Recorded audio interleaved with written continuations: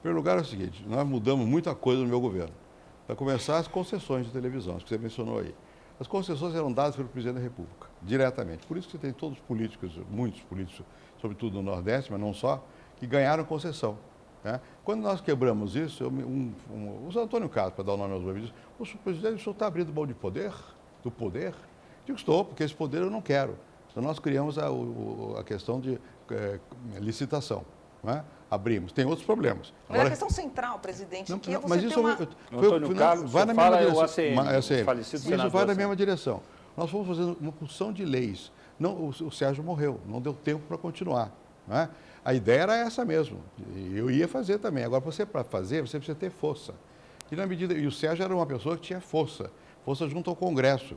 A força minha era maior, mas ele era uma pessoa, ele era um ariete, ele quebrava lanças. Né? Bom, depois eu não tive mais condições políticas de avançar mais, mas nós mudamos muito todo esse sistema, né? No sentido de moralizar a distribuição de concessões e tudo mais. E eu acho que é importante que haja realmente uma certa limitação ao número ao controle, ao monopólio. Eu sou contra qualquer monopólio, por isso o negócio da Petrobras, não privatizei a Petrobras, mas quebrei o monopólio de petróleo. A tendência hoje é o contrário, está concentrando. Veja o que está acontecendo no sistema, não é para o governo. O sistema bancário, a concentração é brutal. É brutal. O sistema de telefonia está concentrando de novo. Né? Tudo que nós fizemos para desconcentrar está concentrando. Então, mas que outro país o senhor conhece que tem um sistema de comunicação eletrônica de massa como o do Brasil? Que outro país o senhor conhece que tenha isso que eu citei? Eu diria que concentração tão... Uma concentração tão sólida. Aqui é muito grande. Mas em muitos países tem concentração. Em alguns tem quase um único sistema, quase um único. Né? De país desenvolvido, então, para refazer mesmo em países desenvolvidos há muita concentração. É verdade que há contrapesos. Na verdade, a TV pública é um contrapeso. Tem sistemas públicos fortes, né? Tem contrapesos. Deixa eu acrescentar uma, assim, dentro desse assunto aí. Nós vamos precisar fazer um intervalo. Voltamos daqui a pouco com 3-1. Bom, estamos de volta com 3-1. Nosso convidado, o ex-presidente Fernando Henrique Cardoso, participa dessa conversa, Mônica Bergamo, colunista da Folha de São Paulo, com a jornalista Tereza Cruvinel, da TV Brasil, que tem uma pergunta a fazer ao presidente. Como o senhor disse, o Congresso, isso é assim, mexer no sistema de radiodifusão, uma coisa complicada para o Congresso, difícil, os próprios governos também. Agora, está vindo da sociedade civil, né? E tendo até como protagonistas as mesmas entidades e personalidades que defenderam a criação da TV pública, o movimento por uma Conferência Nacional de Comunicação, né, que reveja esses marcos regulatórios todos. O senhor é a favor dessa conferência? Se for para debater a democratização do meio de comunicação, sou. Eu acho que é preciso, né? Nossa posição, eu acho que nunca nenhum governo fez tanto para poder abrir mais do que nós fizemos. A questão disso aqui, das concessões, que era um privilégio do presidente. Acabou. Né? Fizemos a Lei Geral de Comunicações para tornar tudo mais transparente. Agora, não conseguimos mexer na radiodifusão. A bancada... Você acha que algum presidente vai conseguir um dia? O seu governo foi forte e o governo do presidente Lula foi um governo forte. E não conseguiu mexer. Você acha que algum dia alguém vai conseguir mexer? Depende de como se criem as forças. Por isso que essa questão de conferência é importante. O presidente não faz o que quer. Se ele não quiser nada, não faz nada, atrapalha. Se ele quiser, ajuda muito. Mas precisa que a sociedade pressione também, senão não anda.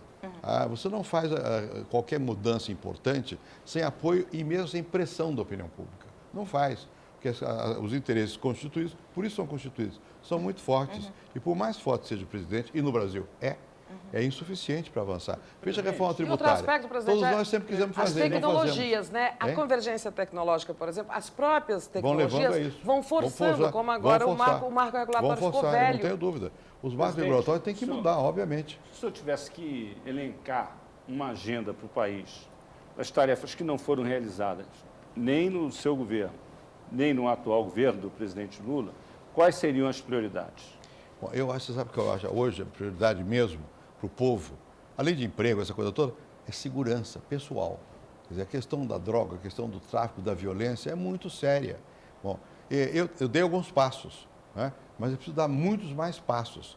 Segurança pessoal. Você poder, a professora, ir dar aula na periferia e não ter medo. Né? O pai, quando os filhos saem, não ter medo. E isso é uma questão nacional, não é só de local, é mais importante do que isso. Eu acho que nós não estamos subestimando, eu me incluo, não estou acusando ninguém, que é uma questão de aumentar a consciência sobre o assunto. Outra coisa que eu acho que é de urgência, pode ser uma banalidade. Nós continuamos não respeitando a lei. A lei não é igual para todos. O sentimento de impunidade alicia mais criminosos. E o sentimento está comprovado no dia a dia. Quem é que é punido no Brasil? Coisas sabidas. Né? Não é punido. Punido é só o pobre. Quer dizer, então, as leis de execução penal, é muito importante mudar isso. Não tem cabimento. Outro dia eu fui chamado para depor, até por esse juiz famoso agora aí, Santos, né? O senhor foi depor no juiz? Não, mas por outra razão. Como testemunho de acusação. Eu digo do quê? Do dossiê Caiman.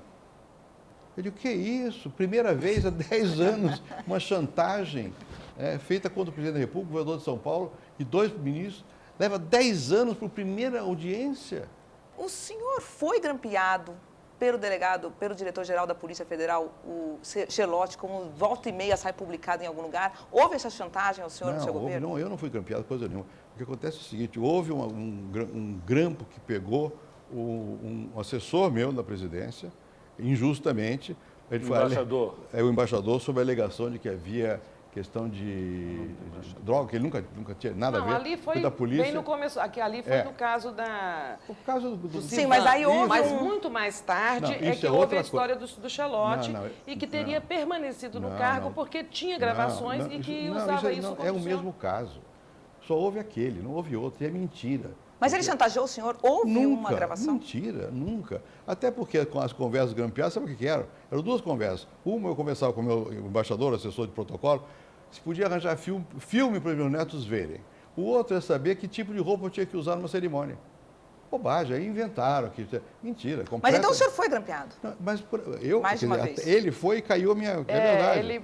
Sim, mas aí acaba que você não foi um grampo. Mas foi isso. É uma coisa inaceitável. Mas foi isso. Não houve nada.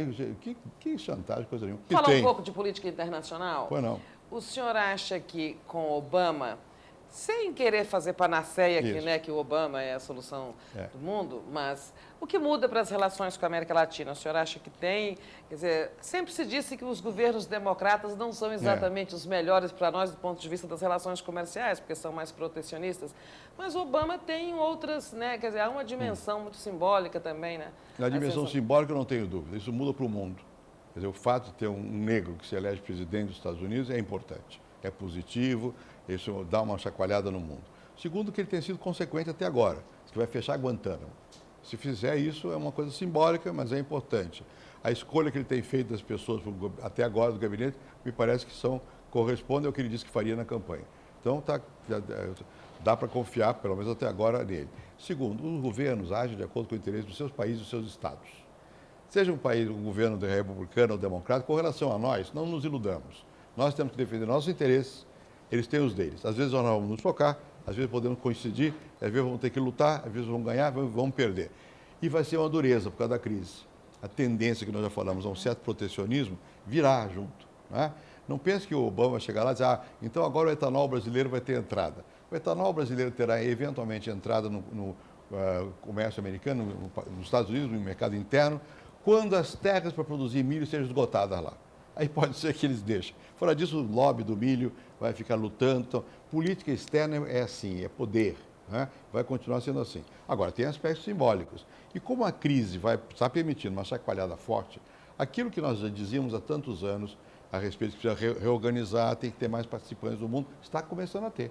O G20 é importante. Como o senhor vê a situação atual e a relação do governo Lula com os países vizinhos? Porque há um esforço da diplomacia brasileira de integrar a América Latina. Mudou muita coisa na América do Sul. Primeiro, a democracia, que não havia. Hoje todos são democratas e todos elegem. Então, os povos são mais demandantes. Conseguiram, por exemplo, no caso da Bolívia, ter um presidente que é índio. Você pode criticar, não, mas é importante. É um fato marcante. Segundo, a influência da Venezuela cresceu muito. Né? E no tempo que eu era presidente, não era assim. O Brasil estava muito mais à vontade na América do Sul, havia menos poderes desafiantes. Né? Agora, é preciso também ver que vai mudar tudo isso de novo, por causa da crise, porque também o papel protagônico da Venezuela vai diminuir.